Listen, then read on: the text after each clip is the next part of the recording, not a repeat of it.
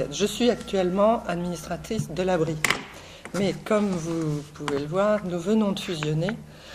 Aster, moi j'étais présidente de l'association Aster, Accueil Sida, Toxicomanie, Entraide Réinsertion, qui a fusionné en juin avec l'abri. Donc voilà, donc moi je peux présenter l'abri, etc. Mais ce que je connais le mieux dans l'abri, c'est la version Aster qui vient d'être absorbée par l'abri, qui a complètement repris les activités d'Aster, à tel point qu'on est le 1er décembre, journée mondiale contre le sida. Nous avons fait une action le 27 novembre, donc vendredi dernier, qui était complètement portée par l'abri. Aster a donc...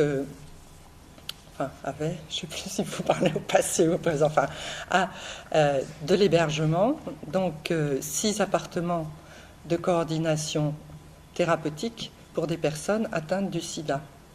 Et toxicomanie à 6 appartements pour des personnes toxicomanes en cours de soins et 2 places d'hôtel.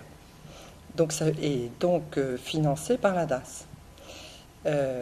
Vous savez qu'au niveau national, le souhait du gouvernement, c'est de passer de 30 000 associations à 3 000.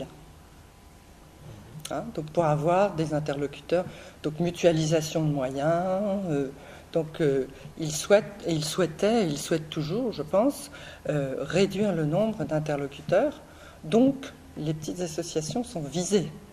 Donc nous avons été visés en premier chef et nous avons voulu anticiper le mouvement et choisir l'association avec laquelle nous pouvions fusionner. Donc on a choisi l'abri. Alors c'est un choix réciproque, parce qu'il faut aussi qu'ils acceptent. Pourquoi est-ce qu'on a choisi l'abri? Parce qu'on travaillait beaucoup avec eux, mais on travaillait aussi avec d'autres associations.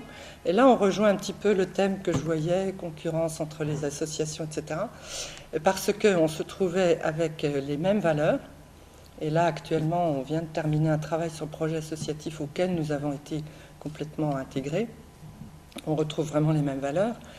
Et puis, ils venaient de monter des lits halte soins santé, donc ils étaient en train d'ouvrir sur le côté médico-social, alors qu'eux sont plus CHRS, accueil d'hébergement, avec public défavorisé. Donc, on s'est retrouvés sur les mêmes longueurs d'onde, et donc, il y a eu fusion-absorption. On connaissait bien l'abri, on a demandé au directeur de l'abri de venir participer au conseil d'administration d'Aster.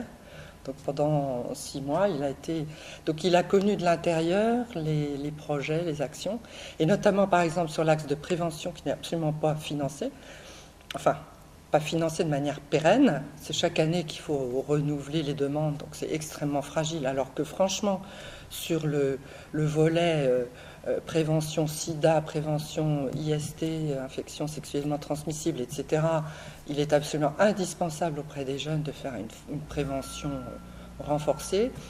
Donc ça n'est pas financé. C'est évident que nous, petite association, nous avions du mal à dégager des moyens pour pouvoir pérenniser ça. Avec une grosse association, beaucoup plus facile, on a un bras de levier plus important.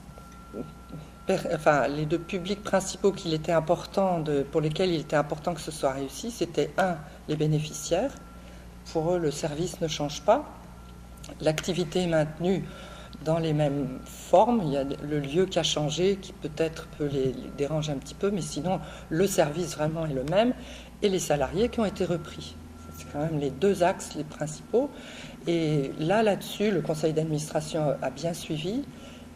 Nous ne sommes pas une association où il y a énormément de bénévoles. Là aussi, je pense que mutualiser les forces, c'était une bonne chose.